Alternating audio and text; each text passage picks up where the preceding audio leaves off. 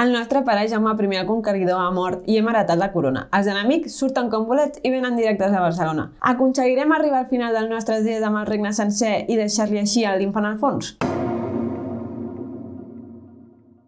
Molt soroll per un rei és un joc en solitari, per majors de 12 anys i partides de 30 minuts, on ens posarem a la pell del rei Pere II el Gran, just en el moment en què heretem la corona del nostre pare, Jaume I el Conqueridor. Un joc de Marc Figueras i Marià Pitarque, il·lustrat per Jordi Roca i Mireia Girbau, desenvolupat per l'Òscar Oliver i basat en els mecanismes de Stage of Siege del Darin Levilov, publicat per Snafu, la tenda de referència en Wargames situada a Sabadell. Comencem desplegant el tauler de joc. Deixem totes les fitxes a un costat i col·loquem els andalusins, els nobles aragonesos i els nobles catalans a l'inici del seu camí, per la cara fosca o cara reforçada. Posem les fitxes de Jaume de Mallorca, fidelitat de noblesa i papat a les seves pistes d'influència corresponents a la posició inicial marcada. I per últim, una fitxa d'almogàvers amb la cara activa a l'espai d'almogàvers. Preparem la pila de cartes. Separem les cartes amb una E a la part inferior dreta, que són Mort a Vilafranca i Excomunió i Croada. Separem les cartes de la pila A de les de la pila B. Deixem la pila B a una banda i barregem la pila A. Tot a punt per començar. El joc es desenvolupa en un nombre indeterminat de torns que en cadascun d'ells destaparem i resoldrem una carta.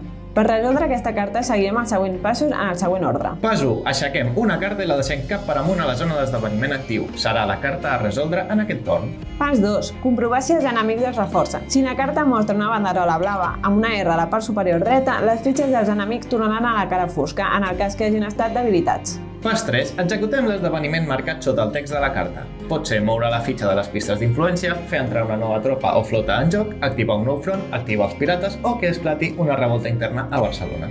Pas 4. Resolució del setge. Si un enemic ha arribat a la fortalesa de Girona, Barcelona o València, abans de llançar haurà de prendre la plaça. Llançarem un dau i si el valor és igual o inferior a la força del setge de l'exèrcit enemic, la fortalesa caurà. Aquesta força és el valor dins d'una rodoneta marró a la part dreta de la fitxa. Pas 5. Movem els fronts enemics. Avancem una posició als fronts que tinguin l'escut ressaltat. Si un exèrcit es troba immers en un setge i no ha fet caure la plaça, no podrà avançar. La prioritat de moviment va d'esquerra a dreta. Si ja tenim situat un exèrcit a Barcelona, el front no avançarà. Si l'escut està ressaltat en color vermell, en lloc d'avançar, retrocedeix una posició. Trobem un camí especial que comparteixen la noblesa aragonesa i els francesos Beaumarchais. Si una de les fitxes ha d'avançar o retrocedir a la casella on es troba l'altra, s'intercanviaran les posicions. Un altre cas especial és l'avenç des de Palerm fins a Barcelona, que el podem anul·lar a canvi de sacrificar una fitxa de la nostra flota pel que resta de partida. Pas 6. Executem la fase d'accions. A la part superior esquerra de la carta ens indicarà dins un segell reial el nombre d'accions que podem executar. A més, a sota ens indicarà si tenim bonificació o perjudici si realitzem accions determinades o si tenim prohibit intentar actuar contra determinat enemic. Les accions que podem realitzar són: realitza una ofensiva. Designem una fitxa enemiga contra la que atacarem. Fem una tirada i apliquem els modificadors pertinents. Si el nostre resultat és superior a la força enemiga, retrocedeix una casella. Si és igual o inferior, roman al mateix lloc. Si la nostra tirada és un 6, no cal aplicar modificadors, és un èxit immediat i la força enemiga retrocedeix. A més, passa a estar a la cara debilitada. Aquesta ofensiva pot tenir el suport d'una fitxa d'almogàver, que és un +1 a la tirada, o de flota, que és un +1 si està en una posició marina. Aquestes fitxes aniran posteriorment a la casella de reagrupament de la seva respectiva tropa. Si tenim activa la revolta de Berenguer Oller, totes les ofensives tindran un -1 extra. Per esclafar-la, l'haurem d'atacar i superar un 3. Contra aquesta fitxa no afecta el modificador de -1 i tampoc podem utilitzar els almogàvers o les flotes. També tenim els pirates barbarescos, que ens aplicaran un -1 a totes les ofensives en posicions marítimes mentre estiguin actius. Per desactivar-los, els haurem de fer una ofensiva i superar un 2. Reagrupar els exèrcits. Gastarem una acció per passar una tropa o una flota esgotada a la zona activa, cosa que ens permet fer-la servir en una futura ofensiva. Augmentar influència. Podem gastar una acció per intentar augmentar la nostra influència dins la noblesa, el papat o amb el nostre germà Jaume. Per influir en la noblesa necessitarem un 4 o superior. Mourem la fitxa una casella a la dreta i debilitem els modificadors que afecten aquests dos fronts.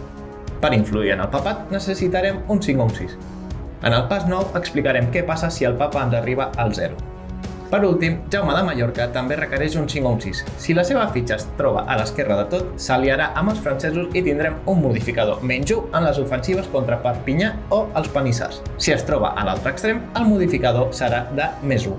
Pas 7. Establiment dels setges. Si una fitxa del front enemic ha arribat a una fortalesa, situem una fitxa de setge per recordar-nos executar-lo en el pas 4 del següent torn. Pas 8. Accions especials. A la part de sota de la carta podem trobar una acció final. Ignorarem si ens indica retrocedir un front, ja ho haurem fet abans. Aquestes accions poden ser la possible desactivació d'un front, que llançarem un dau i si obtenim un resultat superior a l'indicat a la casella on es troba aquesta fitxa, l'eliminarem de la partida. Una altra acció és Sant Narcís, que ens anul·la l'avançament dels fronts de la següent carta. I per últim, la més important, les Vespres Sicilianes, que ens fa entrar la partida a un nivell superior. Agafarem la pila A restant i li afegirem la pila B. Barrejarem i sense mirar apartarem les 5 cartes inferiors. Afegirem la carta Mort a Vilafranca i tornarem a barrejar aquestes 6 cartes. Les posarem a la part inferior de la pila i seguirem amb la partida. Per 9. Per últim, comprovem la relació amb el papat. Si la fitxa d'influència papal es troba a la casella més esquerra de la que va el torn, la següent carta jugada serà la que hem apartat al principi, excomunió i croada. A partir d'ara, les relacions amb el papa estan trencades i s'ignora tot el que afecti a la seva pista d'influència. Tornem al pas 1 i resolem la nova carta.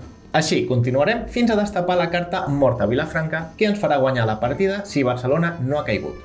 Si aquesta es troba sota setge, fem una última resolució. Si Barcelona no cau, haurem complet l'objectiu, el rei Pere haurà mort a Vilafranca i haurà resistit totes les amenaces al seu regnat. En canvi, si Barcelona és assetjada i cau, o bé tenim la ciutat assetjada amb la revolta de Berenguer Oller activa, perdem la partida automàticament. És moment d'anar a la pàgina 23 del manual i valorar la nostra puntuació final. El rei Pere va tenir 9 anys de regnat molt intensos i es va guanyar el sobrenom del Gran. Vosaltres sereu capaços de guanyar-vos també aquest sobrenom? Qui diu que ho va tenir fàcil?